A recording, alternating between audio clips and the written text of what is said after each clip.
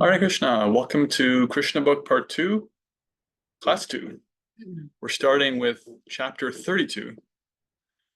And if all goes to plan, we'll finish the Rasa Panchadhyaya, the 5 chapters of the Rasa Leela of Krishna and his gopis.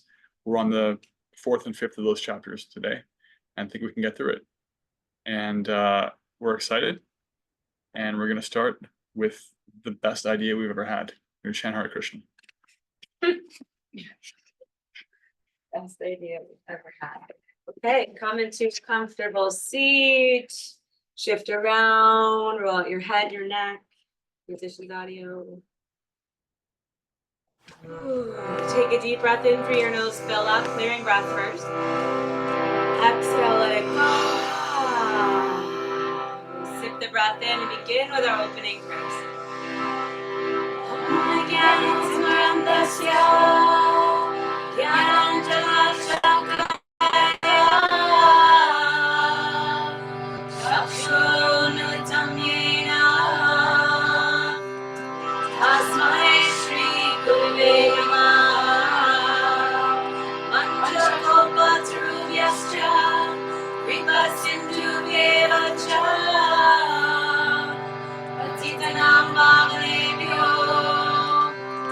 Vaishnavebhyo namo namah.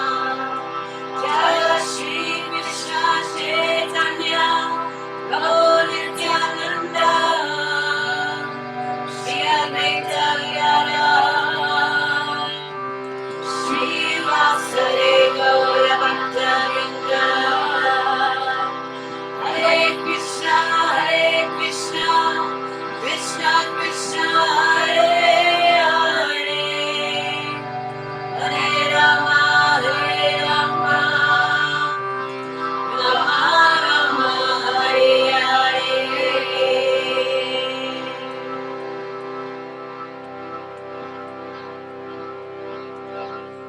Hare Krishna Krishna Krishna Hare Hare Hare Rama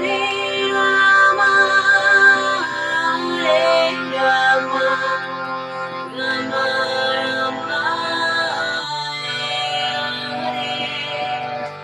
Hare Krishna Krishna Krishna Hare Hare Hare Rama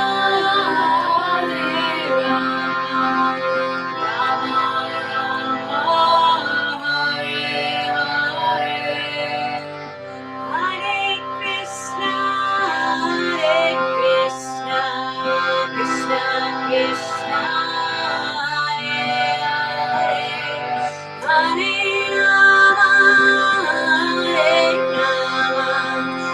Rama Rama Hare Krishna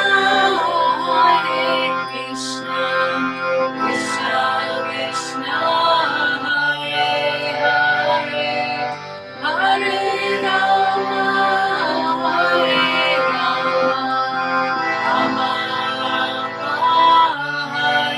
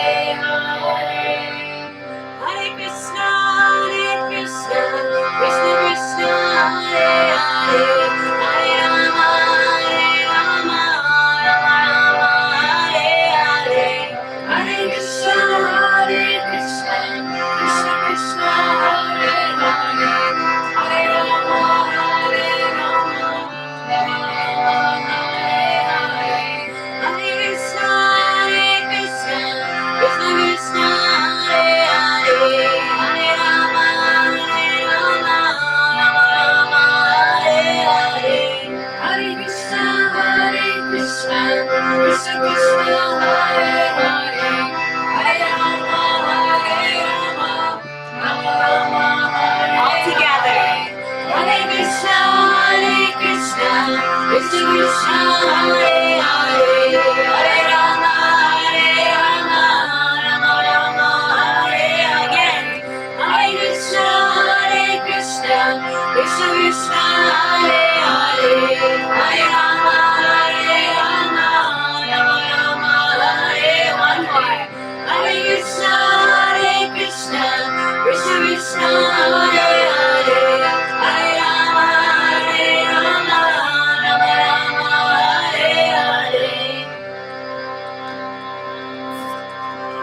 one, all together. An offering from your heart, through your lips. Whatever is true and real and alive for you today, let's offer it up. Any distractions, any worries. To give our full attention, our full dedication to being together and hearing together tonight. Deep breath in. Hare Krishna,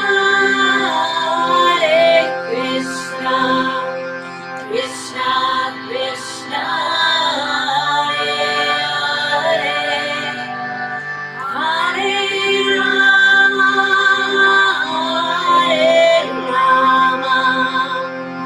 Rama Rama, Hare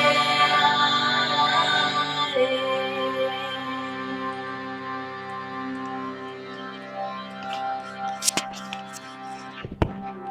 Shri Krishna Bhagavan ki, Shri Shri Lord Chaitanya Mahaprabhu ki, Shri Shri Gaura Nitai ki, Shri Shri Radha Govinda ki, Harinam Sankirtan ki, Ramam Bhakti Asam and beyond ki, Hari Hari Bol. Om Jnanasmirantasya Jnananjanashrakaya Chakshurmilitam Yena Tasmai Shri Gurave Namaha. Jai Shri Krishna Chaitanya Prabhu Nityananda Shri Advaita Gadadhara Srivasadi Gaura Bhakta Vrinda. Hare Krishna Krishna Krishna Hare Hare, Hare Rama Rama Rama Hare Hare. Hare Krishna. Great to be back with all of you again. I really appreciated some of the reflections this week. And I'd love if we could reflect them back again in this forum. Things that stood out from the 2 chapters we read last week, chapters 30 and 31. So Krishna has left the gopis. He left in chapter 29, actually. And they were feeling a little proud, and he doesn't like that. And they followed him, and they're trying to find him. And they found his footprints, and they were in the ecstasy of separation, right? They were acting out his pastimes and speaking as if they were him, just trying to recollect through that chanting and hearing. And then they saw that he had left them to be with one particular gopi, Srimati Radharani, the most devotionally powerful of all living entities. She's actually the original energy of Krishna. And they're glorified. Actually, they felt a little bad that, why her? Why not us? And they're like, actually, Felt envious. Yeah. Then they're like, well, she must be amazing. She must be amazing. And then they realized that he left her too. And they felt compassion. So let's have some reflections, anything that stood out from those 2 chapters or comments before we continue with our reading.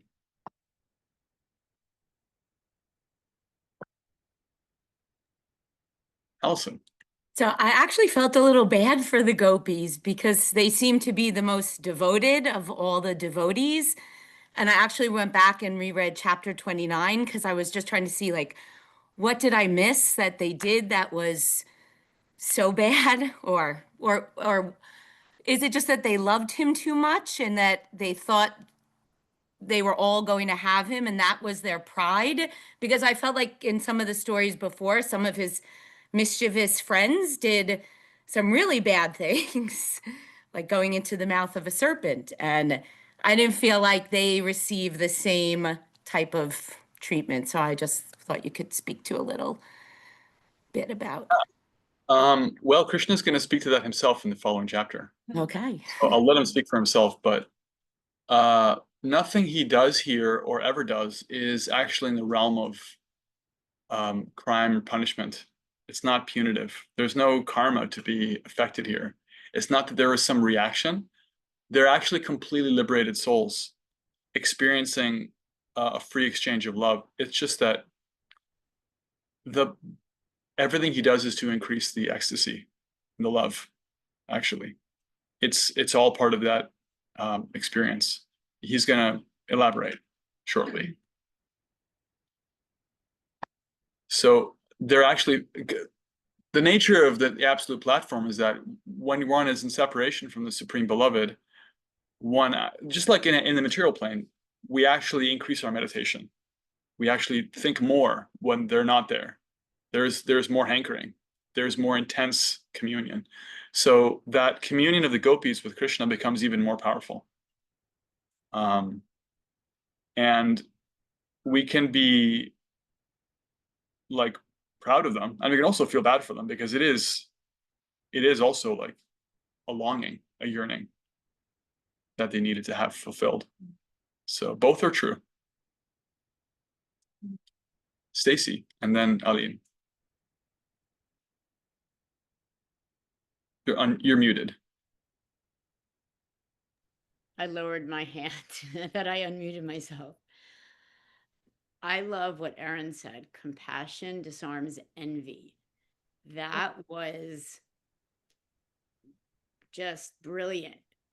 But I, in my own way, I mean, I didn't say that, but I was also very the play, right? The play. We've seen this as we, like, because we're in chapter 32, so it's not, but we haven't maybe seen it to this magnitude with the gopis, or maybe we have, like with them when they were in the river and the clothes. So he's always sort of like, he's got this, he like you said, he has this, he plays with them, he wants them to, sort of, like, in a way, they always love him, but he's always kind of saying, okay, well, show me, sort of like in that way, but like in a fun, loving way, not like show me your whatever, like with the clothes, like come to me with your clothes, or whatever it was that he said in that other chapter. Yeah. But you're 100% right. There's even a saying, sorry, it's my son. There's a saying that says, like, something makes the heart grow fonder. Absence. Absence, right. So there it is. And so that's kind of what this chapter, for me, that's kind of what I got from a lot of this play. And then I did love, really quickly, I did love that the gopis then were like, oh, he loved her too. And then they kind of just loved her up. So that was really beautiful. Yeah. Great points. Yeah, Krishna's not on a power trip. It's actually it's all free, part of the free exchange of love. And yeah, that little tidbit. What is it? Compassion. How does it go? Compassion defeats. Compassion. I was reading, compassion disarms envy. Compassion disarms envy. Yeah. Right. That's and I think Kelly said that's a gem. Yeah, that's a little gem you can take home with you. Eileen. So this is a little bit of a stretch, but my mom still like finds like clippings in newspapers or like little articles, and she'll like put them together and then she'll send them to me. And maybe about a month ago, she found this one story in a Christian book that she had. And it was basically talking about your dog or your pet, when you leave the house, and you're gone for a while and you come back and the pet is like bonkers, like crazy, going nuts to see you because you've been gone. And then it goes on to say, what if we approached God with that same, like, excitement and, just adoration that like our animals, show to us, or we even show to them when we've been away from them. And I just think, it just has me as I think through like my prayers, it's like, kind of like the Shashastakam, like, when will my hair stand on end? When will I cry? When will I be as excited as my dog is to see me as I am to see you, Krishna? Like, it's such a harsh kind of thing to kind of look in the mirror and say, but also it's like so true and it's so real. And so I really thought that was kind of, to me, a little bit of like, and the gopis really embody that. Like, they really are like, they're passing out, they're upset, they're just like besides themselves because they're not there. And when eventually, I'm assuming when he comes back, there's just going to be like crazy elation. And I was like kind of equating that with that article that my mom sent me. And I was like, yeah, I really think I can just pray to even have an ounce of that would be amazing. Yeah. That fixity of meditation. I mean, Krishna says at the end of the 6th chapter that the best of yogis is the one who's thinking of me always in their heart and rendering service to me. At the end of the chapter on meditation, he says that's the best and most intimate form of meditation, the one who's always meditating on me and acting in that meditation. And so what we're seeing here is actually that living example. That's what it looks like in all these residents of Vrindavan, including, and you could say even particularly the gopis, that meditation is so acute. It's so refined. It's so unbroken, unconditional. Yeah. Anyone else want to chip in? Put a star next to this, and I don't know if it was from the purport or whether you just said it yourself, Shania, but last class, you said, bhakti is the art of living in love. The more you give love, the more you get love. I think that's just absolutely gorgeous. I don't remember saying that, but it sounds good. Doesn't it? It's actually correct, yeah. The more you give love, the more you get love. Yeah. And that was Dr. George Harrison, that last bit. Was it? Yeah. The more love you give, the more love you get. We were talking about that. Were we? Because Rob Manian said that to me that day. He puts it in the introduction too of the Krishna book. But the bhakti is the, what would you say, Tanya? Bhakti is the art of, Living in love. Living in love, living in love. yeah, Yeah. love that. Thank you. I also really appreciated our conversation around the word sentient Mm, and what yeah, that was Yeah. nice.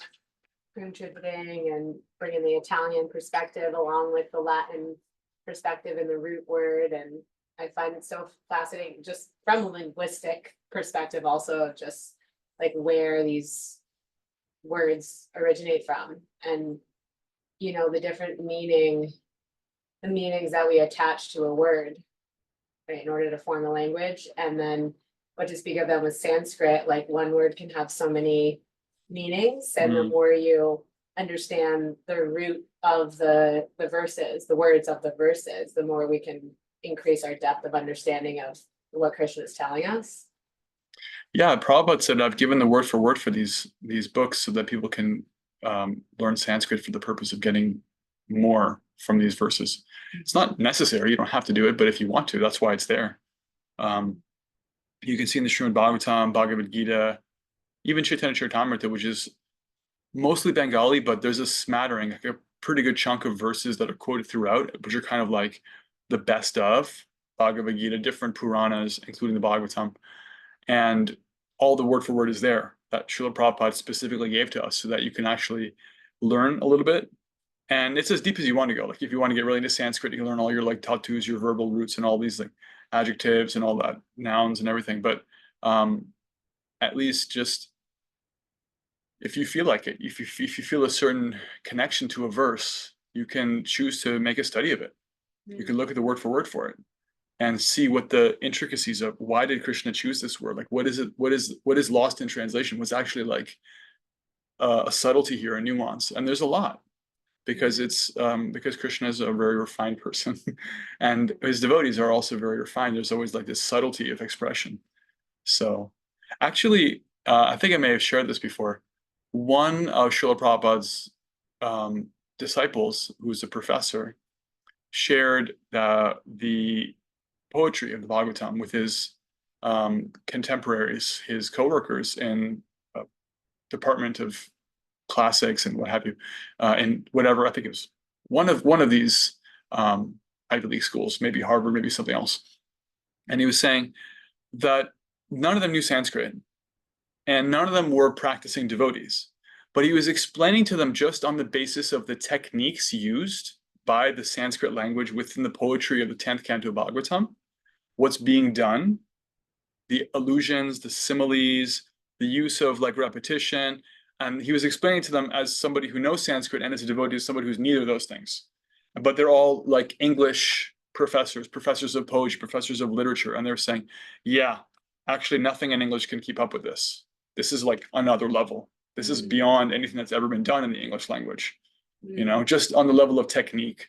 So the Goswami literature, like the writings of Rupa Goswami, Raghunath Das Goswami, and the 10th canto Bhagavatam are examples of Sanskrit at a very, very refined level. You know, Bhagavad Gita is actually already very refined because it's Sanskrit, but it's actually quite elementary. But it goes very, very high when it comes to rasa, when it comes to these descriptions of emotion. The 10th canto and all the devotees following Lord Chaitanya's line, there's a great deal of poetic excellence there. So if one wants to, they can study Sanskrit or just like learn from those who have and receive in translation some of the amazing expressions, which are, I mean, not according to me, according to specialists of the English language, beyond anything that's available in English. So what to speak of the spiritual component, the spiritual meaning and depth. Yeah. And what's also true is some devotees have never made a study of Sanskrit and just completely developed love for Krishna in English or French or Italian. Swahili. It's like not actually dependent. And you can translate these books into other languages and the poetry remains potent somehow, as it's not coming from just the language itself. Thank you. Yeah, let's get into it. Let's get into chapter 32. Krishna, Krishna, Krishna, Krishna, Krishna, Krishna, Krishna, Hey. Krishna, Krishna, Krishna, Krishna, Krishna, Krishna, Krishna, Hey. Krishna, Krishna, Krishna, Krishna, Krishna, Krishna, Rakshama. Krishna, Krishna, Krishna, Krishna, Krishna, Krishna, Pahima. Rama Raghava, Rama Raghava, Rama Raghava, Rakshama. Krishna Keshava, Krishna Keshava, Krishna Keshava, Pahima. Krishna Ki Jai. Chapter 32, Krishna returns to the gopis. Wow, what a relief that is, right? How did 31 end? I'm going to read the last sentence of 31 just to give us. They're praying, Dear Krishna, we are seeking your kisses, which you offer even to your flute. The vibration of your flute enchants the whole world and our hearts also. Kindly therefore return and kiss us with your mouth of nectar. 32. When Lord Krishna finally reappeared among the assembled gopis, he looked very beautiful, just befitting a person with all kinds of opulences. In the Brahma Samhita it is stated, Ananda Chinmaya Rasa Pratibhavitapi. Krishna alone is not particularly beautiful, but when his energy, especially his pleasure energy, represented by Radharani, expands, he looks very magnificent. The Mayavad conception of perfection and absolute truth without potency is due to insufficient knowledge. Actually, outside the exhibition of his different potencies, the absolute truth is not complete. Ananda Chinmaya Rasa means that his body is a transcendental form of eternity, bliss, and knowledge. Krishna is always surrounded by different potencies, and therefore he is perfect and beautiful. We understand from the Brahma Samhita and Skanda Purana that Krishna is always surrounded by many thousands of goddesses of fortune. The gopis are all goddesses of fortune, and Krishna took them hand in hand on the bank of the Yamuna. It is said in the Skanda Purana that out of many thousands of gopis, 16,000 are prominent. And out of those 16,000 gopis, 108 are especially prominent. Out of these 108 gopis, 8 are still more prominent. Out of those 8 gopis, Radharani and Chandravali are even more prominent. And out of these 2 gopis, Radharani is the most prominent. When Krishna entered the forest on the bank of the river Yamuna, the moonlight dissipated the surrounding darkness. Due to the season, flowers like the kunda and kadamba were blooming, and a gentle breeze was carrying their aroma. Due to the aroma, the bees were also flying in the breeze, thinking that the aroma was honey. The gopis made a seat for Krishna by leveling the soft sand and placing cloths over it. The gopis who were gathered there had almost all been followers of the Vedas. In their previous births, during Lord Ramachandra's advent, they had been Vedic scholars who desired the association of Lord Ramachandra in conjugal love. Ramachandra had given them the benediction that they would be present for the advent of Lord Krishna and he would fulfill their desires. During Krishna's advent, the Vedic scholars took birth in the shape of the gopis in Vrindavan. As young gopis, they got the association of Krishna in fulfillment of their previous birth's desire. So in Rama's Leela, one of the qualities of Rama's Leela is that he's called Ekapatni Vrata. He takes a vow to only have one wife. Although in previous ages qualified kshatriyas, of which Ramachandra is certainly a qualified kshatriya, were actually competent to give shelter to more than one woman. They could do that.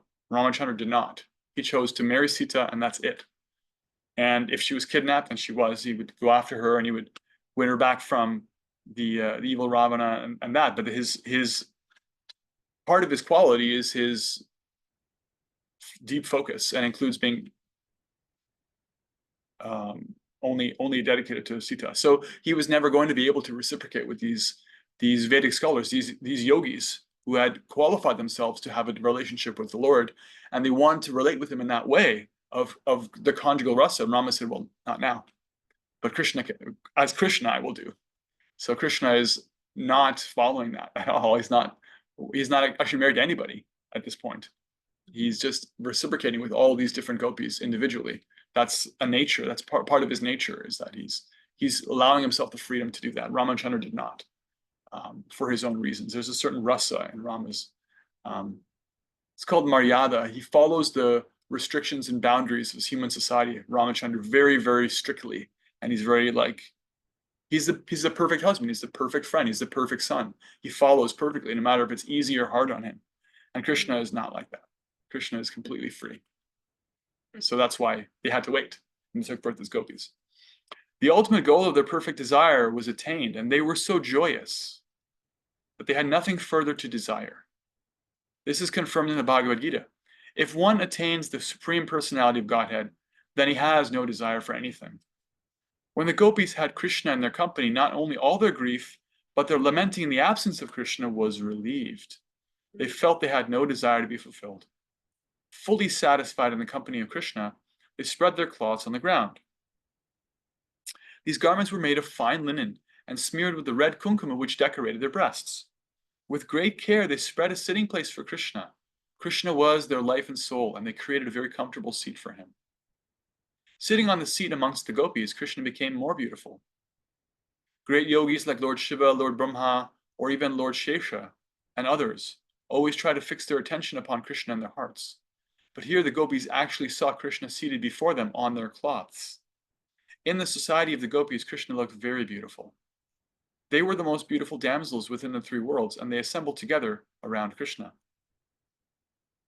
Krishna seated himself beside each of the many gopis, and it may be asked herein how he did this. There is a significant word in this verse, Ishvara. As it is stated in the Bhagavad Gita, Ishvara Sarvabhutana. Ishvara refers to the Supreme Lord as the super soul seated in everyone's heart. Krishna also manifested this potency as Paramatma in this gathering with the gopis. Krishna was sitting by the side of each gopi, unseen by the others. Krishna was so kind to the gopis that, instead of sitting in their hearts, to be appreciated in yogic meditation, he seated himself by their sides. By seating himself outside, he showed special favor to the gopis, who were the selected beauties of all creation. Who can remember another pastime where Krishna expands himself to reciprocate individually with his devotees? Brahma and the coward boys. Coward boys. Yeah, picnic time. So he sat in the middle like the whorl of a lotus, and they all surrounded him, but he faced all of them simultaneously. Special Krishna only magic trick. Can't do that. Yeah, Krishna can receive everybody's attention unlimitedly, simultaneously, and no one feels excluded.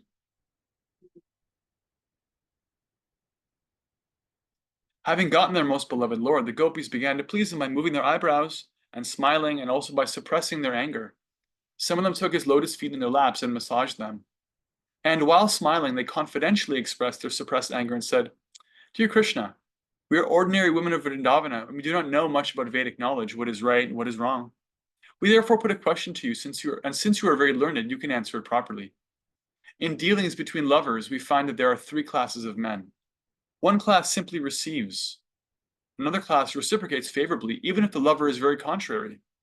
And the third class neither acts contrary nor answers favorably in dealings of love. So out of these three classes, which do you prefer, or which do you call honest?" In answer, Krishna said, "My dear friends, persons who simply reciprocate the loving dealings of the other party are just like merchants. They give in loving affairs as much as they get from the other party. Practically, there is no question of love. It is simply self-centered, self-interested, or self-centered business dealing. Even those without a tinge of loving affairs are better than these merchants. Better than the first class is the second class of men who love in spite of the other party's contrariness. Such sincere love can be seen when the father and mother love their children in spite of their children's neglect. The third class neither reciprocate nor neglect. They can be further divided into two classes. One comprises the self-satisfied, who do not require anyone's love. They are called Atma Rama, which means they are absorbed in the thought of the Supreme Personality of Godhead, and so do not care whether one loves them or not. But another class comprises ungrateful men. They are called callous. The men in this group revolt against superior persons. For instance, a son, in spite of receiving all kinds of things from loving parents, may be callous and may not reciprocate. Those in this class are generally known as Guru Druha, which means they receive favors from the parents or the spiritual master and yet neglect them. Krishna indirectly answered the questions of the gopis, even those questions which implied that Krishna did not properly reciprocate their dealings. In answer, Krishna said that he, as the Supreme Personality of Godhead, is self-satisfied. He does not require anyone's love, but at the same time, he said that he is not ungrateful. My dear friends, Krishna continued, you might be aggrieved by my words and acts, but you must know that sometimes I do not reciprocate my devotees' dealings with me. My devotees are very much attached to me, but sometimes I do not reciprocate their feelings properly in order to increase their love for me more and more. Is the answer. If I can very easily be approached by them, they might think, Krishna is so easily available. So sometimes I do not respond. If a person has no money, but after some time accumulates some wealth and then loses it, they will think of the lost property 24 hours a day. Similarly, in order to increase the love of my devotees, sometimes I appear to be lost to them. And instead of forgetting me, they feel their loving sentiments for me increase. My dear friends, do not think for a moment that I have been dealing with you as I do with ordinary devotees. I know what you are. You have forsaken all kinds of social and religious obligations. You have given up all connection with your parents. Without caring for social convention and religious obligations, you have come to me and loved me, and I am so much obliged to you that I cannot treat you as ordinary devotees. Do not think that I was away from you. I was near to you. I was simply seeing how much you were anxious for me in my absence, so please do not try to find fault with me. Because you consider me so dear to you, kindly excuse me if I've done anything wrong. I cannot repay your continuous love for me. Even throughout the lifetimes of the demigods in the heavenly planets, it is impossible to repay or show enough gratitude for your love. Therefore, please be satisfied by your own pious activities. You have displayed exemplary attraction for me, overcoming the greatest difficulties arising from family connections. Please be satisfied with your highly exemplary character, for it is not possible for me to repay my debt to you. The exemplary character of devotional service manifested by the devotees in Vrindavana is the purest type of devotion. It is enjoined in authoritative shastras that devotional service must be ahaituki and apratihita. That's a reference to Bhagavatam 1-2-6, in which it's described the only thing that satisfies the heart is bhakti, which is ahaituki and apratihita. Prabhupada's going to define that here. This means that devotional service to Krishna cannot be checked by political or religious convention. The stage of devotional service is always transcendental. The gopis particularly showed pure devotional service toward Krishna, so much so that Krishna himself remained indebted to them. Lord Chaitanya thus said that the devotional service manifested by the gopis in Vrindavana excelled all other methods of approaching the Supreme Personality of God. Thus ends the Bhaktivedanta purport of the 32nd chapter of Krishna. Krishna returns to the gopis. Can you explain what he means when he says this means that devotional service to Krishna cannot be checked by political or religious convention? Yes. What does that mean? And then after I answer that, we're also opening the floor for any other comments or questions. Can I have some water? Just room temperature is good. Hoitiki and apratihata, the two qualities that Prabhupada refers to here, is in reference to Bhagavatam 126. And we have a class on that on the YouTube channel, by the way, because we did that like a month or 2 months ago. And it means, ahoituki means without cause, causeless, which means that there's no other purpose to be fulfilled with the loving service. It's not that the loving service is performed to get something back, right? There's no like material or even spiritual catch, like Krishna, I'm yours if you give me wealth, liberation, or even your own presence. No, he left them. Even his own presence was denied to them, at least temporarily, but they still never stopped. So there's no cause. And apratihata means no interruption. That refers to what you're talking about, or you're referring to here when Prabhupada says, cannot be checked by political or religious convention. It's not that the gopis were born into the Krishna consciousness movement. The gopis are not Hare Krishnas. They're not church-going, temple-going people necessarily. They're pious. There's a certain pious background to the Vrindavan culture, but their love for Krishna is not dependent on an external formality. And the external formalities, when they got in the way of loving Krishna, were abandoned. For example, there's no external reason why it would be appropriate for them to reveal their own bodies to Krishna naked. It was inappropriate according to the Dharma.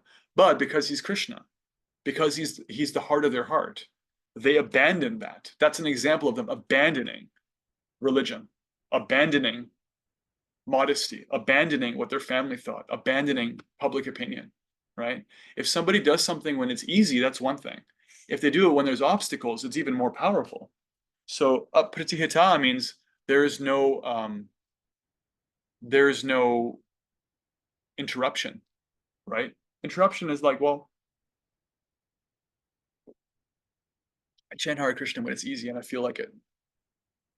But what about when you don't feel like it? What about when you wake up and you're like, I can't, like the thought of lifting my japa beads is like, chanting then, that's special, right? When it's not easy, when there's obstacles, when you're like anxious or angry or in pain, suffering, the body's giving you trouble, when there's all kinds of reason to break the relationship, to temporarily pause it, to say, not right now, it's not easy, I can't do this, and you do it anyway. That's a pratihata, right?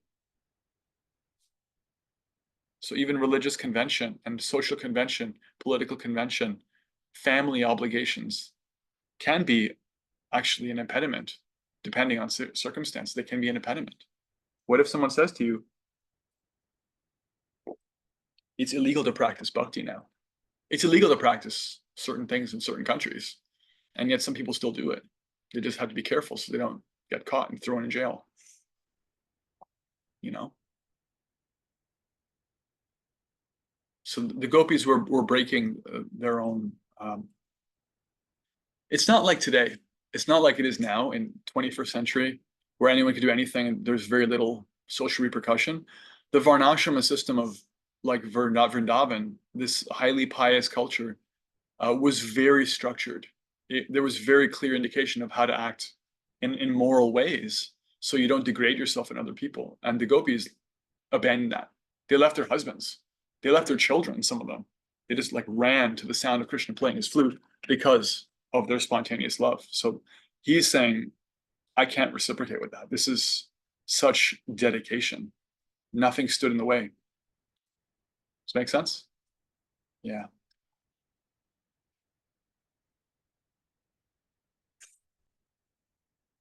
More reflections?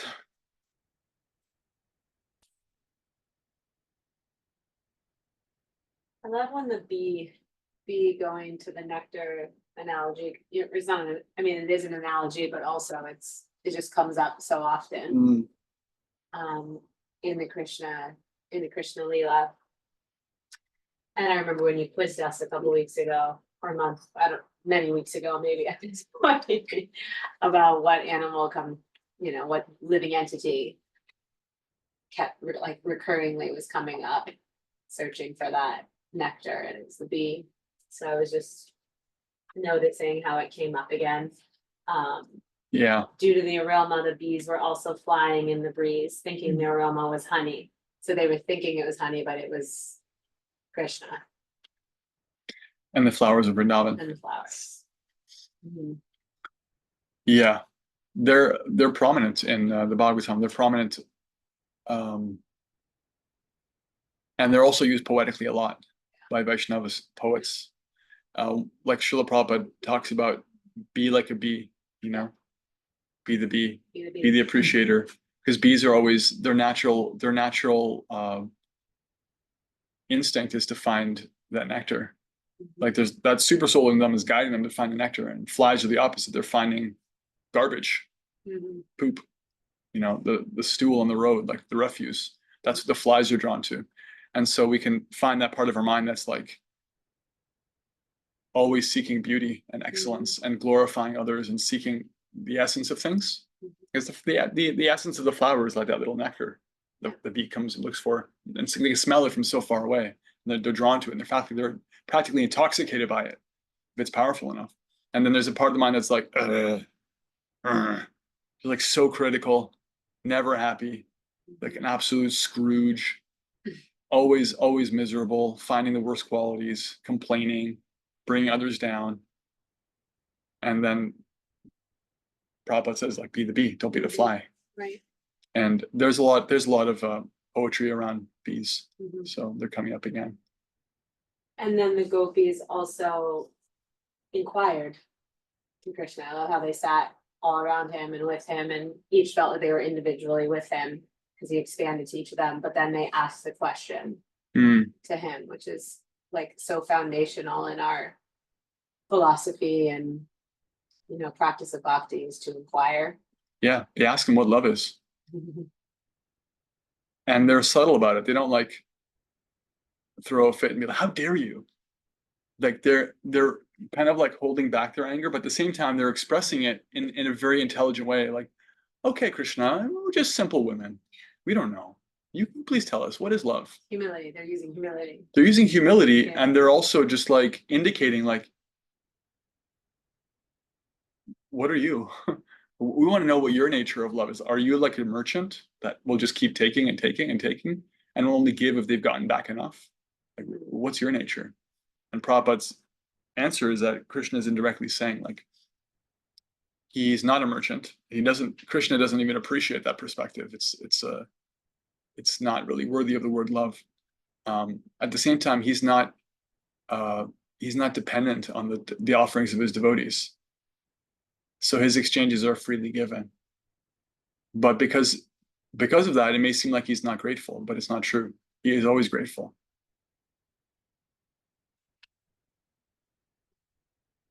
He always takes note of the offering. It touches his heart. Yeah. This is, if you think of the privilege here, the gopis have the supreme personality of Godhead practically in their lap, and they're asking him what love is. Something that the greatest yogis and sages cannot even dream of, the privilege of that kind of intimate proximity, So it's a very high thing. What's happening here? More reflections, comments, questions? I'm just really taken about the way that which Krishna talks to the gopis. And sometimes in my own practice, I kind of just forget a little bit about how much Krishna cherishes our love too. And, because it's easy to serve and serve and serve and give and give and give and like love so deeply for the divine. But then to hear the way that he's like talking to the gopis about how he really loves them and how he's grateful for them and that he's like feels indebted to them because of their love for him is really, really moving. And I really appreciated hearing that tonight. Yeah. In fact, our acharyas, they explain that one of the reasons why Krishna does what he does, for example, in this pastime where he's apparently kind of torturing them, it's because he knows what they're made of and what their love is made of, and he's actually glorifying them. Because by putting them through this, only by putting them through this can anyone on the outside who is not privy to this kind of love actually see what's in their heart. Otherwise, it wouldn't come out, right? They have to go through it. Just the same reason why he says, like, don't think I think of you as ordinary devotees. He puts the Pandavas through such difficulty in the Mahabharata because they're not ordinary devotees. Because he knows how dedicated Kunti and the 5 brothers are to him. And when they go through that, they get glorified because now from now on, for the end till the end of time, anyone who ever reads Bhagavad Gita or Mahabharata is like, wow, Bhishma, Arjuna, Nakula, Sahadev, Yudhishthira, they're amazing. Kunti, they have such devotion for Krishna. Look at what they went through, right? Look at how they stood firm and resolute despite being exiled and this and that, and people came to kill them and poison, and then someone tried to set them on fire, and they tried to disrobe their wife, and they never stopped serving Krishna. And that means that they're getting glorified. And Krishna wants that. Krishna wants his devotees to get like, look how amazing my devotees are. Look at this. They'll never stop. They're the best. And so there's like a way in which he's actually like polishing that gem and bringing it up, bringing it out to be glorified by him, but also by everybody else. Like he's appreciating it as a supreme enjoyer, but it's also like, here we are, we're hearing about the gopis. We're glorifying them still 5,000 years later. It's like, it's never going to stop. Their contribution to spiritual culture is timeless. Krishna made sure of that, made sure that it was visible for us despite our deficiencies. Nancy has her hand raised. Go ahead. Thank you. It's really sort of along the same lines that Mel had. I was just really moved by how deep the love that Krishna felt because of the depth of the love the gopis were exhibiting. That it felt like, even though Krishna's love is limitless and timeless, etc., he just got I got a sense that it's like, because of this effort that you have put forth, I'm feeling so much deeper love than in each and every way. And I'm so grateful for that. It's really beautiful. Yeah, we saw it with Mother Yashoda too. She was sweating, trying to like churn the butter for Krishna, and then at the beginning of the pastime in the Damodar Lila, and then she suckles him, and then he gets put aside so she go tend to the overflowing milk, and he's like, oh no, how dare you? You know, he throws a fit. He starts running off and like breaking the butter, and she runs after him. She catches him, and she's laboring and laboring and laboring to even catch up to him. And then she's trying so hard to bind him. Why is she trying to bind him? Because she loves him. And she feels like he's out of control. He's got to be on timeout right now. And that's out of love. And he's waiting and waiting and waiting and seeing how hard she's working. And then he's like, okay. Right? And it's a beautiful scene because she's like, oh my God, all the rope in the village is not enough to tie him. What is going on here? She doesn't stop. You know, she just keeps trying. So it's the same thing of like, Krishna actually gets conquered. The unconquerable gets conquered is what the 10th canto says. Yet prayaso jitachito piyasi traistilokyam. Brahma said that by bhakti, no matter in what position you are, as long as you stay where you are and just practice bhakti, you can conquer the unconquerable. You know, no one can even measure the Supreme, but one can actually not just measure him, but completely conquer him, bring him under our control by just not giving up, just saying, I'm never going to stop serving you. That's what the gopis did. And Krishna is like floored by that. He's so unbelievably grateful, which is not something you'll find in the material world. People here, conditioned souls are contaminated by the flaw of ingratitude sometimes. Krishna doesn't have that. He's always grateful. Allison.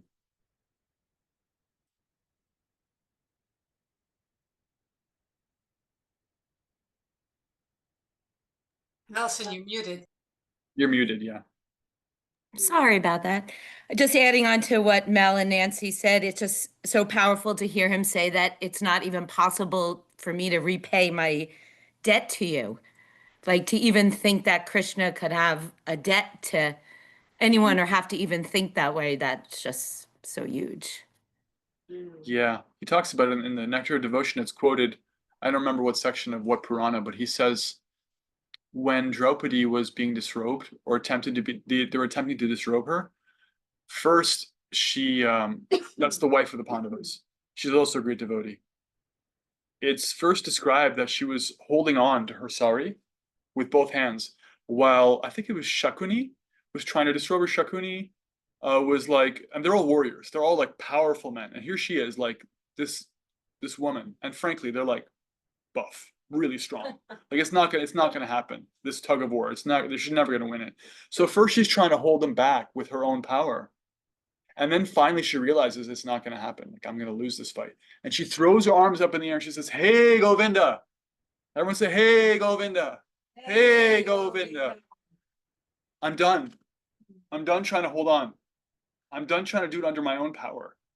And in that section of the Nectar of Devotion, Rupa Goswami says, he quotes from a different Purana where Krishna says for himself, those two words that she spoke, "Hey Govinda," have created a debt in my heart. And that debt is ever increasing because she gave up and she turned to him. And of course, the pastime goes that he creates an unlimited amount of sari cloth for her, that they're pulling and pulling and pulling and pulling and pulling, and she's still dressed, right? Just like Krishna has an unlimited amount of rope trying to bind him from Mother Yashoda, and he's still completely free. He breaks the laws of physics, no problem, for his devotee. But because she gave up, and that giving up is so touching to him. He's like, I don't know who he's talking to. It must be another devotee. He says, actually, that debt is ever increasing. I can never forget what she said and what she meant, giving up to me in that moment. So Krishna is, yeah. The exact Sanskrit of what he says is napariyeham. I'm not equal to it. I'm not able to reciprocate. Napariyeham nirvada samyujam. It's a famous verse. I'm not able to reciprocate with your love. The only thing that can actually equal it is your own love. You have to be satisfied by your contribution, because who you are and what you've done is your own reward. I can't actually match it. So he's also very humble. He's very humble. He doesn't consider anything he can give is as good as that.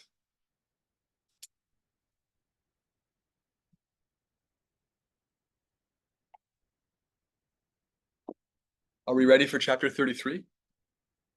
The grand finale of this sequence. Description of the rasa dance. Thus hearing the Supreme Personality of Godhead, Krishna, speaking to pacify them, the gopis became very much pleased. They became completely relieved of the great suffering of separation, not only by hearing the words of the Supreme Personality of Godhead, but also by touching his hands and legs. After this, the Supreme Personality of Godhead began his rasa dance. A dance in the midst of many girls is called a rasa dance. So Krishna began to dance among the most beautiful and fortunate girls within the three worlds. The gopis of Vrindavana, who were so attracted to him, danced with Krishna hand in hand.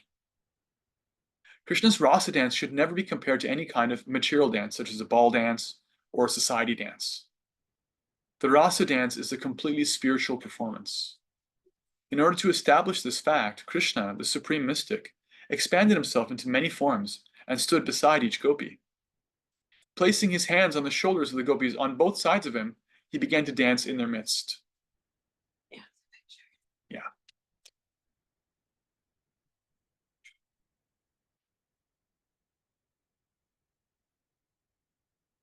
Photo op. It's a large circle. Rasamandala, the circle of the rasa dance. It goes Gopi Krishna, Gopi Krishna, Gopi Krishna.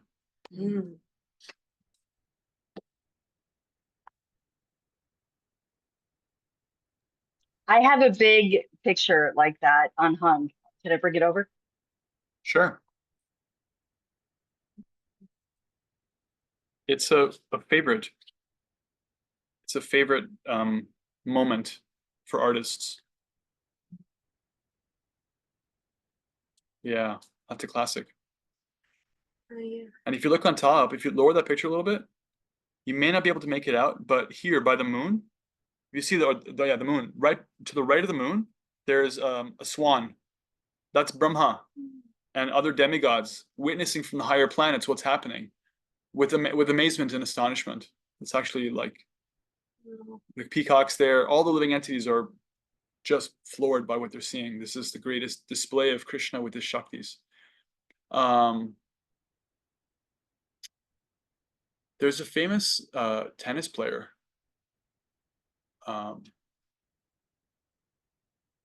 What's his first name? Djokovic. Djokovic, you know what I'm talking Yeah, about. I know. I can't remember his. He's like world number. He's one of the greatest tennis players of all time. Tom Djokovic. Yeah, there's an interview of him in his family home, and in the background you can see a picture of the Rasa Leela. Actually, Oh, No, Mr. Djokovic has had the fortune of devotee association. So there's a little bit of affection there for Novak. Krishna. Novak Djokovic. Yeah. he is like a number one. Him, my husband's a big tennis guy. Yeah. He's Serbian. Yeah. Yeah. And the point is like this pastime of Krishna is without borders. The appreciation for it is there. So that's the scene. The mystic expansions of Krishna were not perceived by the gopis because Krishna alone appeared alone to each of them. Each gopi thought that Krishna was dancing with her alone. Above that wonderful dance flew many airplanes carrying the denizens of the heavenly planets, who were very eager to see the wonderful dance of Krishna with the gopis. The Gandharvas and Kinnaras began to sing, and accompanied by their respective wives, all the Gandharvas began to shower flowers on the dancers. As the gopis and Krishna danced together, a very blissful musical sound was produced from the tinkling of their bells, ornaments, and bangles. It appeared that Krishna was a greenish sapphire locket in the midst of a golden necklace decorated with valuable stones. While Krishna and the gopis danced, they displayed extraordinary bodily features. The movements of their legs, their placing their hands on one another, the movements of their eyebrows, their smiling, the movements of the gopis' breasts, gopis' clothes and earrings, their cheeks, their hair with flowers. As Krishna and the gopis sang and danced, these combined to appear like clouds, thunder, snow, and lightning. Krishna's bodily features appeared just like a group of clouds. The gopis' songs were like thunder. Their beauty appeared to be just like lightning in the sky, and the drops of perspiration visible on their faces appeared like falling snow. In this way, the gopis and Krishna fully engaged in dancing. The necks of the gopis became tinged with red due to their desire to enjoy Krishna more and more. To satisfy them, Krishna began to clap his hands in time with their singing. Actually, the whole world is full of Krishna's singing, but it is appreciated in different ways by different kinds of living entities. This is confirmed in the Bhagavad Gita. Yigita mam prapadyante tangs tathaiva bhajamyaham. Krishna is dancing and every living entity is also dancing. But there is a difference between the dancing in the spiritual world and that in the material world. This is expressed by the author of the Chaitanya Charitamrita, who says that the master dancer is Krishna and everyone else is his servant. Everyone is trying to imitate Krishna's dancing. Those who are actually in Krishna consciousness respond rightly to the dancing of Krishna. They do not try to dance independently. But those in the material world try to imitate Krishna as the Supreme Personality of Godhead. The living entities are dancing under the direction of Krishna's Maya and are thinking that they are equal to Krishna. This is not a fact. In Krishna consciousness, this misconception is absent, for a person in Krishna consciousness knows that Krishna is the Supreme Master and everyone else is a servant. One has to dance to please Krishna, not to imitate or attempt to become equal to the Supreme Personality of Godhead. The gopis wanted to please Krishna, and therefore, as Krishna sang, they responded and encouraged him by saying, "Well done, well done." Sometimes they presented beautiful music for his pleasure, and he responded by praising their singing. When some of the gopis became very tired from dancing and moving their bodies, they placed their hands on the shoulders of Sri Krishna. Then their hair loosened and flowers fell to the ground.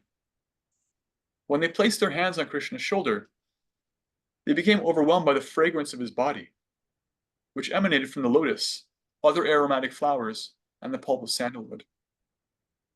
Imagine what Krishna must smell like? They became filled with attraction for him, and they began to kiss him. Some gopis touched Krishna cheek to cheek, and Krishna began to offer them chewed betel nuts from his mouth, which they accepted with great pleasure by kissing. And by accepting those betel nuts, the gopis spiritually advanced. The gopis became tired after long singing and dancing. Krishna was dancing beside them, and to alleviate their fatigue, they took Sri Krishna's hand and placed it on their raised breasts. Krishna's hand, as well as the breasts of the gopis, are eternally auspicious. Therefore, when they combined, both of them became spiritually enhanced. The gopis so enjoyed the company of Krishna, the husband of the goddess of fortune, that they forgot that they had any other husbands in the world. And upon being embraced by the arms of Krishna and dancing and singing with him, they forgot everything. Srimad Bhagavatam thus describes the beauty of the gopis while they were rasa dancing with Krishna. There were lotus flowers over both their ears, and their faces were decorated with sandalwood pulp. They wore tilaka, and there were drops of perspiration on their smiling mouths. From their feet came the tinkling sound of ankle bells and bangles. The flowers within their hair were falling to the lotus feet of Krishna, and he was very satisfied. As stated in the Brahma Samhita, all these gopis are expansions of Krishna's pleasure potency.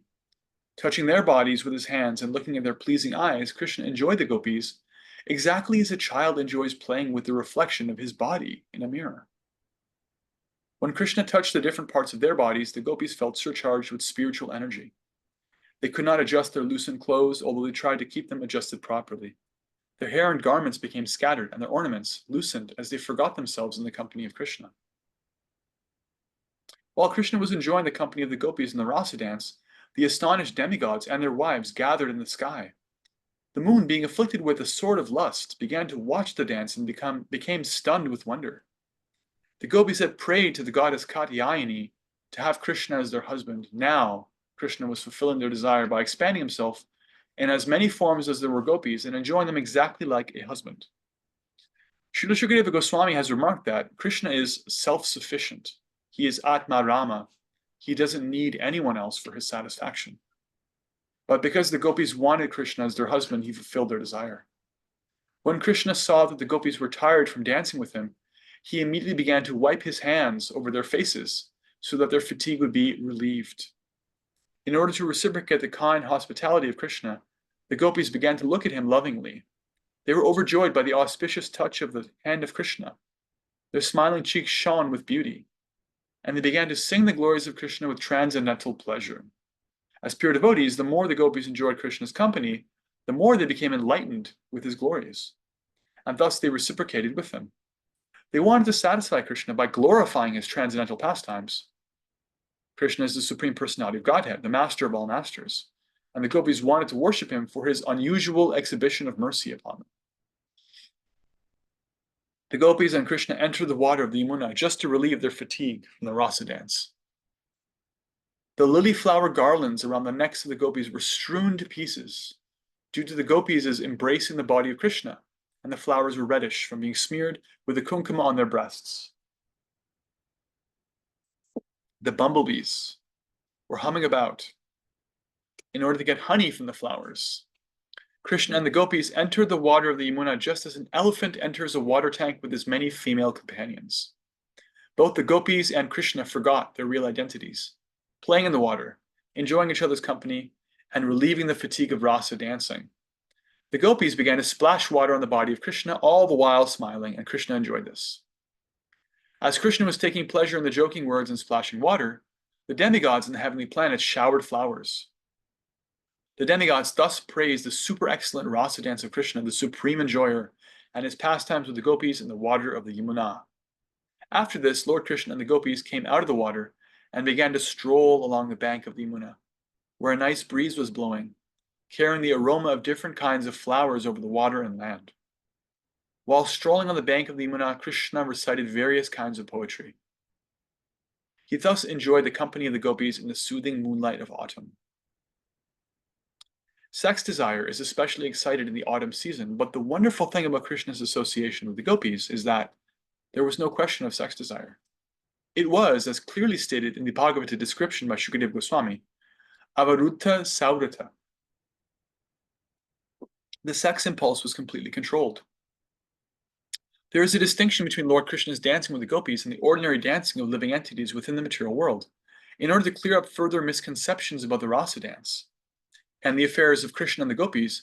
Maharaj Parikshit, the hearer of Srimad Bhagavatam, told Shukadev Goswami, Krishna appeared on the earth to establish the regulative principles of religion and to curb the predominance of irreligion, but behavior of Krishna and the gopis might encourage irreligious principles in the material world. I am simply surprised that he would act in such a way, enjoying the company of others as wives in the dead of night. This statement of Maharaj Parikshit's was very much appreciated by Shukadev Goswami. The answer anticipates the abominable acts of the Mayavadi impersonalists, who place themselves in the position of Krishna and enjoy the company of young girls and women. The basic Vedic injunctions never allow a person to enjoy sex with any woman except their own wife. Krishna's appreciation of the gopis appeared to be distinctly in violation of these rules. Maharaj Parikshit understood the total situation from Shukadev Goswami, yet, to further clarify the transcendental nature of Krishna and the gopis in the rasa dance, he expressed his surprise. This is very important in order to check the unrestricted association with women by the Prakrita Sahajiyas. In his statement, Maharaj Parikshit has used several important words which require clarification. The first word, jugupsita, means abominable. The first doubt of Maharaj Parikshit was as follows: Lord Krishna is the Supreme Personality of Godhead, who has advanced himself to establish religious principles. Why then did he mix with others as wives in the dead of night and enjoy dancing, embracing, and kissing? According to the Vedic injunctions, this is not allowed. Also, when the gopis first came to him, he gave instructions to them to return to their homes. To call the wives of other persons or young girls and enjoy dancing with them is certainly abominable according to the Vedas. Why should Krishna have done this? Another word used here is apta kama. Some may take it for granted that Krishna was very lusty among young girls, but Parikshit Maharaj said that this was not possible. He could not be lusty. First of all, from the material calculation, he was only 8 years old. At that age, a boy cannot be lusty. Aptakama means that the Supreme Personality of Godhead is self-satisfied. Even if he were lusty, he doesn't need to take help from others to satisfy his lusty desires. The next point is that although not lusty himself, he might have been seduced by the lusty desires of the gopis. But Maharaj Parikshit then used another word, Yadupati, which indicates that Krishna is the most exalted personality in the dynasty of the Yadus. The kings in the dynasty of Yadu were considered to be the most pious, and their descendants were also like that. Having taken birth in that family, how could Krishna have been seduced even by the gopis? It is concluded, therefore, that it was not possible for Krishna to do anything abominable. But Maharaj Parikshit was in doubt as to why Krishna acted in that way. What was the real purpose? Another word Maharaj Parikshit used when he addressed Shukadev Goswami is suvrata, which means to take a vow to enact pious activities. Shukadev Goswami was an educated brahmachari. That's a renunciate. And under the circumstances, it was not possible for him to indulge in sex. This is strictly prohibited for brahmacharis, and what to speak of a brahmachari like Shukadev Goswami. But because the circumstances of the rasa dance were very suspect, Maharaj Parikshit inquired for clarification from Shukadev Goswami. Shukadev Goswami immediately replied that transgressions of religious principles by the supreme controller testify to his great power. For example, fire can consume any abominable thing. That is the manifestation of the supremacy of fire. Similarly, the sun can absorb water from a urinal or from stool, and the sun is not polluted. Rather, due to the influence of the sunshine, the polluted, contaminated place becomes disinfected and sterilized. One may also argue that since Krishna is the supreme authority, his activities should be followed. In answer to this argument, Shukadev Goswami has very clearly said that the Ishvara, or supreme controller, may sometimes violate his own instructions, but this is possible only for the controller himself, not for the followers. Unusual and uncommon activities by the controller can never be imitated.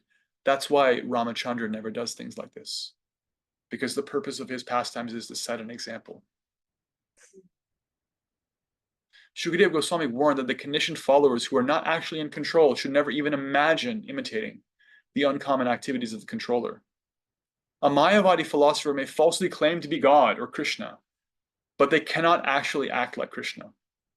They can persuade their followers to falsely imitate the rasa dance, but they are unable to lift Govardhan Hill. We have many experiences in the past of Mayavadi rascals who delude their followers by posing themselves as Krishna in order to enjoy Rasa Lila. In many instances, they were checked by the government, arrested, and punished. In Orissa, Thakur Bhaktivinoda punished a so-called incarnation of Vishnu, who was imitating the Rasa Lila with young girls. There were many complaints against the so-called incarnation.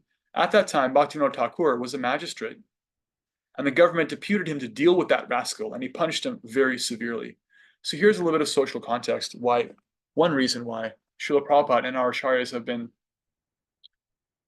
unyielding and not particularly soft when it comes to criticizing impersonalist philosophy. Historically, one of the manifestations of impersonalist philosophy is the idea that you become God. And if you become God, oh, isn't that convenient? I get to dance with everyone's wife because Krishna did that. It's just a trap. It's the last trap of Maya. You get to become God because you realize you're not your body, you're just spirit. Oh, we all just become the supreme. And so historically, there have been a number of people who've attempted to behave as if they're Krishna. They've made claims that I'm actually Mahavishnu, I'm actually Krishna. And then they do abominable things like this, and it's disgraceful. And it makes spiritual life into a farce, actually. It makes it a farce. So those who are sincere about spiritual life are very careful to make sure they don't get mixed up or misinterpreted with such cheaters. And when they see that, they very clearly call it out, So this is one of the reasons why Prabhupada is so hard on impersonalism, because it's just a cover for one's material desires, ultimately, one way or another.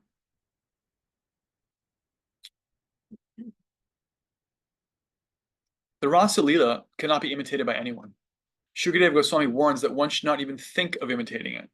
He specifically mentions that if, out of foolishness, one tries to imitate Krishna's rasa dance, he will be killed, just like a person who wants to imitate Lord Shiva's drinking of an ocean of poison. Lord Shiva drank an ocean of poison and kept it within his throat.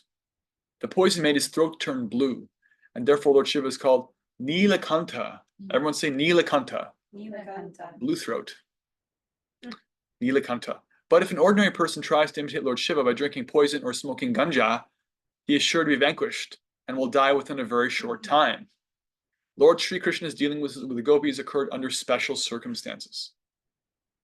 Most of the gopis in their previous lives were great sages, expert in the study of the Vedas.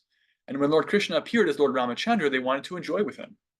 Lord Ramachandra gave them the benediction that their desires would be fulfilled when he would appear as Krishna. Therefore, the desire of the gopis to enjoy the appearance of Lord Krishna was long cherished. So they approached the goddess Katyayani to have Krishna as their husband. There are many other circumstances which also testify to the supreme authority of Krishna and show that he is not bound by the rules and regulations of the material world. In special cases, he acts as he likes to favor his devotees. This is possible only for him because he is the supreme controller. People in general should follow the instructions of Lord Krishna as given in the Bhagavad Gita and should not even imagine imitating Lord Krishna in the rasa dance. Krishna's lifting of Govardhan Hill and his killing of great demons like Putana are all obviously extraordinary activities. Similarly, the rasa dance is also an uncommon activity and cannot be imitated by any ordinary man. An ordinary person engaged in his occupational duty, like Arjuna, should execute his duty for the satisfaction of Krishna. That is within his power. Arjuna was a fighter, and Krishna wanted him to fight for his satisfaction. Arjuna agreed, although at first he was not willing to fight. Duties are required for ordinary persons. They should not jump up and try to imitate Krishna and indulge in Rasa Lila and thus bring about their ruin. One should know with certainty that Krishna had no personal interest in whatever he did for the benediction of the gopis. As stated in the Bhagavad Gita, Namam karmani limpanti. Krishna never enjoys or suffers the results of his activities. Therefore, it is not possible for him to act irreligiously. He is transcendental to all religious duties and principles. He is untouched by the modes of material nature. He is the supreme controller of all living entities, whether in human society, in demigod society, in the heavenly planets, or in lower forms of life. And he is also the supreme controller of material nature. Therefore, he has nothing to do with religious or irreligious principles. Shukadeva Goswami further concludes that the great sages and devotees who are washed clean of all conditioned life can move freely even within the contamination of material nature by keeping Krishna, the Supreme Personality of Godhead, within their hearts. In this way, they also do not become subject to the laws of pleasure and pain in the modes of material nature. How then is it possible for Krishna, who appears by his own internal potency, to be subject to the laws of karma? This is one form of logic. If by meditating on Krishna, one becomes completely free of the modes of nature, how can Krishna himself be subject to the modes of nature? It's proof that he's the master of the modes of nature. That just by trying to serve him, meditating on him, one becomes themselves liberated. So how would Krishna actually be like a lusty boy? How can you possibly equate those two things? In the Bhagavad Gita, the Lord clearly says that whenever he appears, he does so by his internal potency. He is not forced to accept a body by the laws of karma like an ordinary living entity. Every other living entity is forced to accept a certain type of body by their previous actions. But when Krishna appears, he always appears in a body that is not forced upon him by the actions of his past deeds. His body is a vehicle for his transcendental pleasure pastimes, which are enacted by his internal potency. He has no obligation to the laws of karma. The Mayavadi monist must accept a certain type of body being forced by the laws of nature. Therefore, his claim to being one with Krishna or God is only theoretical. Such persons who claim to be equal with Krishna and indulge in Rasa Lila create a dangerous situation for the people in general. Krishna, the Supreme Personality of Godhead, was already present as the Supersoul within the bodies of the gopis and their husbands. He is the guide of all living entities, as confirmed in the Katha Upanishad. Nityo nityanam chetanas chetananam. The Supersoul directs the individual soul to act, and the Supersoul is the actor and witness of all action. It is confirmed in the Bhagavad Gita that Krishna is present in everyone's heart, and that from him come all knowledge, remembrance, and forgetfulness. He is the original person to be known by Vedic knowledge.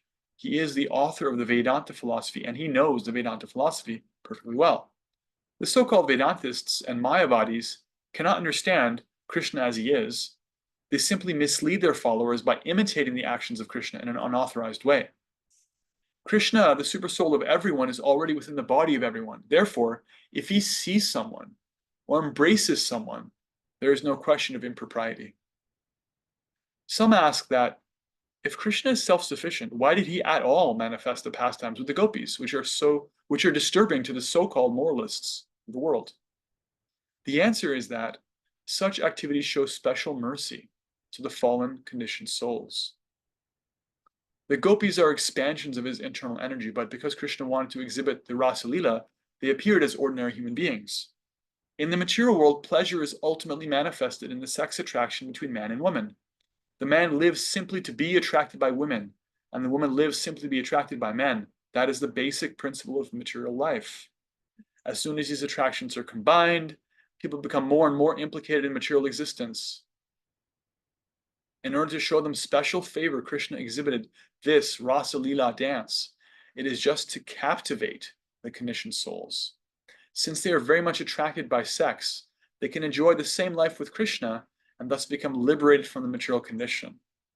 In the second canto of Srimad Bhagavatam, Maharaj Parikshit also explains that the pastimes and activities of Lord Krishna are medicine for the conditioned souls. If they simply hear about Krishna, they become relieved of the material disease. They are addicted to material enjoyment and are accustomed to reading sex literature. But by hearing these transcendental pastimes of Krishna with the gopis, they will be relieved of material contamination. How they should hear and from whom is also explained by Shukadeva Goswami. The difficulty is that the whole world is full of Mayavadis. And when they become professional reciters of Srimad Bhagavatam, and when people, without knowing the effect of the Mayavad philosophy, hear from such persons, they become confused. Discussion of the Rasa Lila among people in general is discouraged because they're affected by the Mayavad philosophy. But if one who is advanced explains and people hear from him, certainly the hearers will be gradually elevated to the position of Krishna consciousness and liberated from materially contaminated life. Can you explain to the group what Mayavadi means? Yeah, Mayavad means impersonalist, the idea that there's no personhood to the Supreme. Ultimately, Krishna is just another manifestation of Maya. It's just another false form. And that ultimately we all merge. We lose all identity and personhood. And there's no personhood in the Supreme either. because of this misunderstanding of the position of Maya, it's called Mayavad. And so there's different kinds of Mayavad. There is like a soft Mayavad where somebody may take certain statements in Shastra, among the statements in Shastra which talk about how we're different from the Supreme, there are statements that say we're the same. We're actually the same quality. And so they may take those out of context or only have experience with those and therefore conclude, okay, so in the Supreme, in the final issue, at the end of the day, I'm one with that source. But they don't understand how I'm one with, but also separate from for the sake of relationship, right? Others, with full knowledge of the Shastra, will pick and choose. They'll only take the ones that say we're one and ignore the ones that say we're different for the sake of some of the things that Prabhupada's talking about, for prestige, for fame, for ego, to actually become God, to stay in the material world and act out as if you're God in some kind of charade of spiritual life, different things like that. And those are all manifestations of Mayavad philosophy. They're false understanding of Shastra. And Prabhupada is saying that if you hear about the Rasa Lila, you hear about these pastimes of Krishna from somebody who doesn't understand the basics and fundamentals of spiritual life, they don't understand the basic position of Krishna and our own basic position and our relationship with him, then we can become confused. It can be actually problematic. And on the other hand, if you hear properly from somebody who actually does understand and is surrendered to Krishna in devotion, understands that Krishna is the Supreme Person, that same sound vibration actually liberates one, frees one from sex desire, from material attraction to the world, from attraction to family and temporary things, our own attraction to our own material body. That knot that's in the heart, it's described as a knot, becomes loosened. One becomes freed, moves closer to Krishna just by hearing properly from that source. So these are very beautiful and very powerful pastimes if they're described from those who have understood it properly and heard with that faith in proper authority in the right way, then it's actually incredibly liberating. Prabhupada is giving, there's a very famous verse here that Prabhupada is basically breaking down over several paragraphs. I used to know the Sanskrit for the verse, but it's basically Shukadeva Goswami saying that these pastimes of Krishna with his gopis are, if they're heard from the right source, from a surrendered soul, in a surrendered way, they free the heart of its dread disease.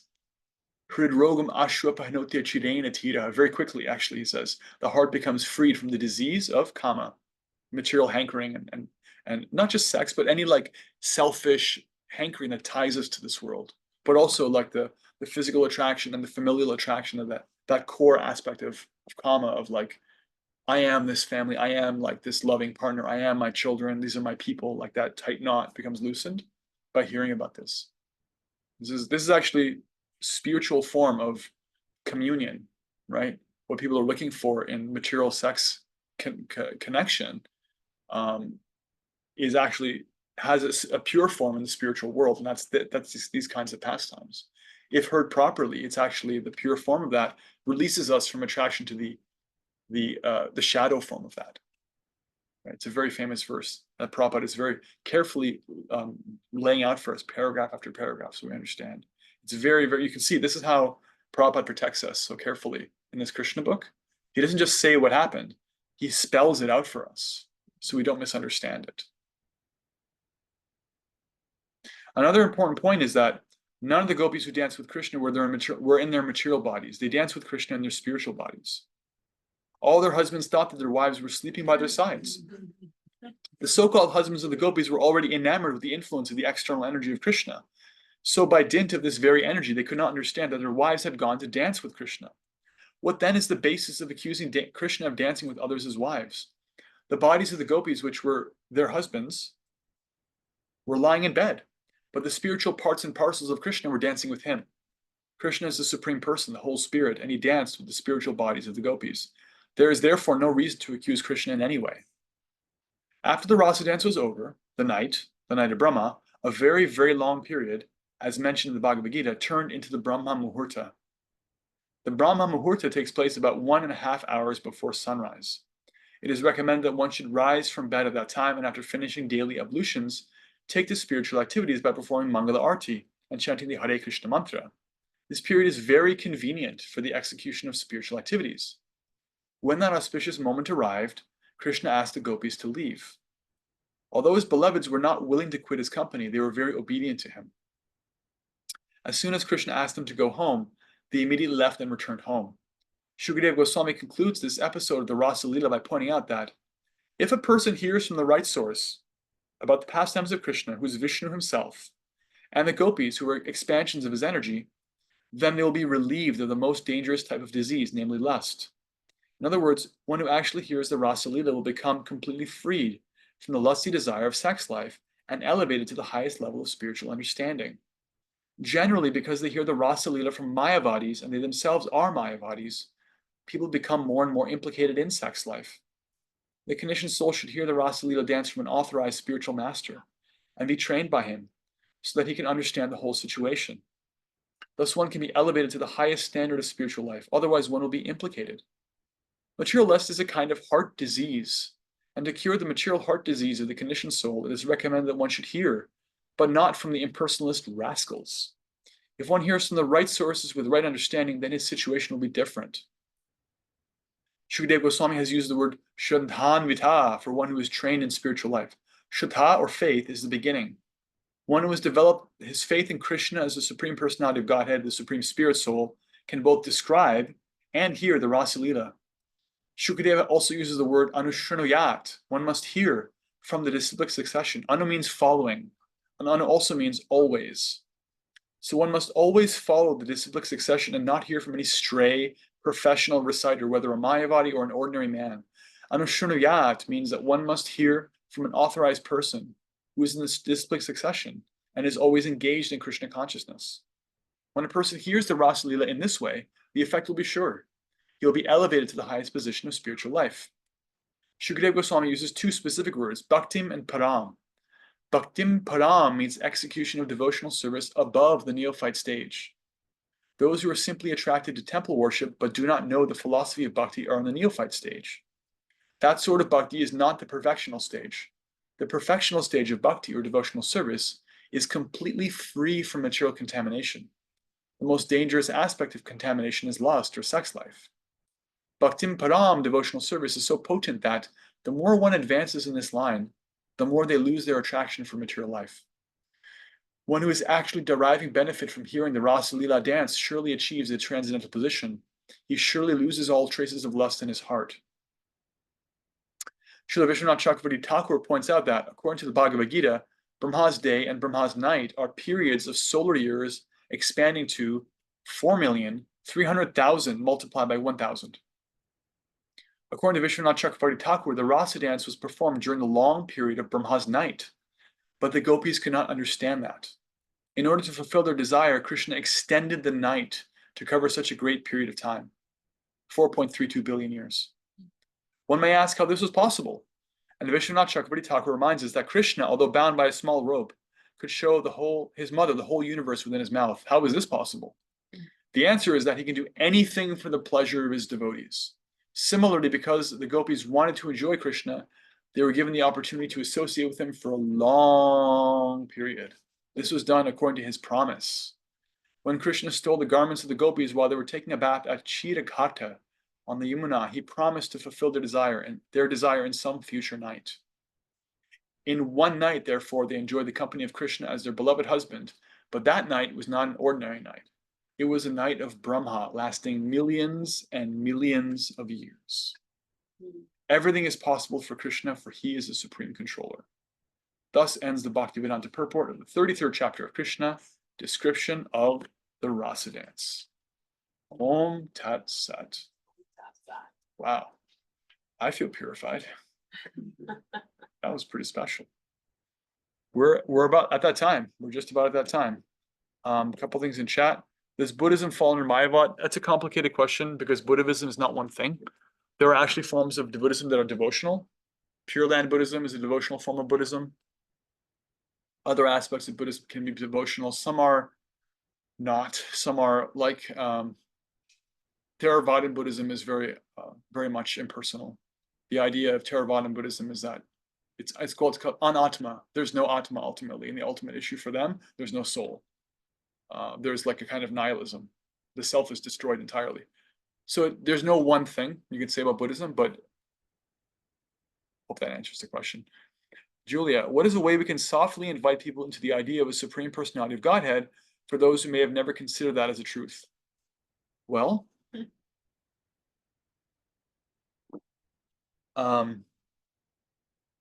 one thing I found useful for me is to think about times in my life when I've called out to higher power in my heart, and I felt that I was heard, and there was a way in which there was a prayer and there was a reception of prayer, there was a reciprocation, even a very small one.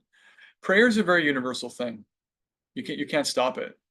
No governmental, political, social, no external force can stop it. It's actually one of the most primal powers we have, is to pray at any time we want.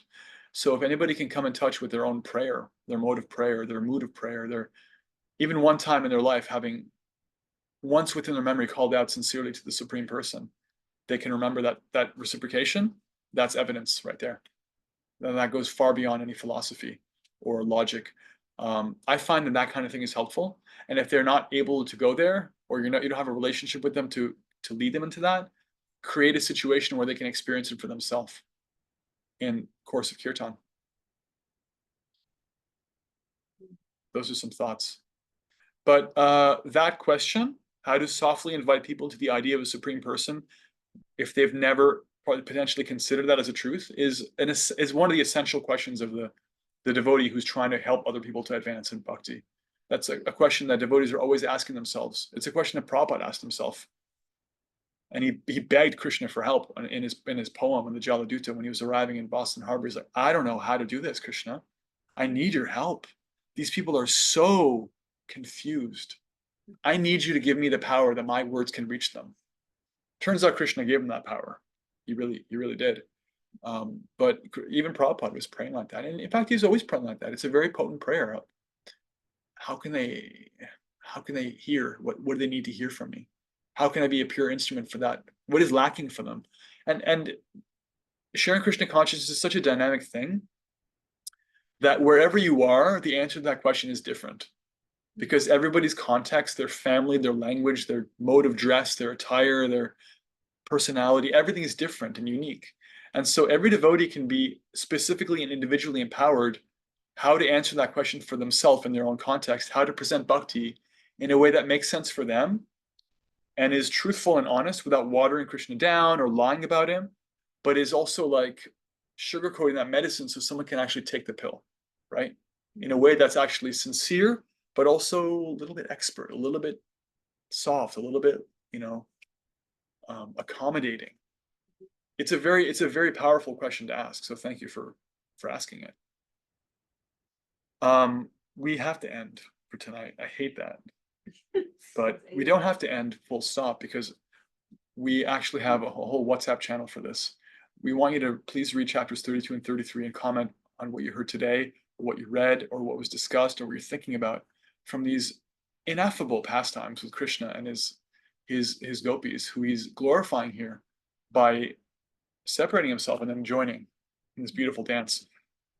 We'd love to hear anything more. We'll see you on WhatsApp. We'll see you on YouTube. We'll see you next week. I wish we could take more comments, questions, reflections now, but it's 10 after 8. So please join us in WhatsApp. How do you go? Let's have one Maha Mantra together to sign off. Hare Krishna, Krishna Krishna, Hare Hare. Hare Rama, Rama Rama, Hare Hare. May Krishna's pure reciprocation for his devotees and their absolutely undefeatable bhakti for him always live in our hearts and echo on forever. Om Tat Sat. Haribol. See you soon. Bye for now. Grateful, everybody. Hare Krishna.